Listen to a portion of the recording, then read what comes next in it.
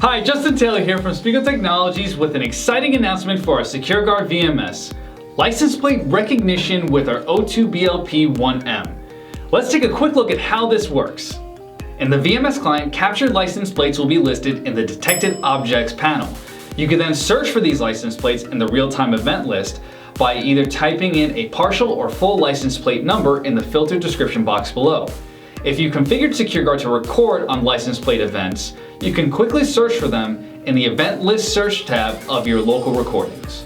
Some questions you may have are, is this a license feature and how much does it cost?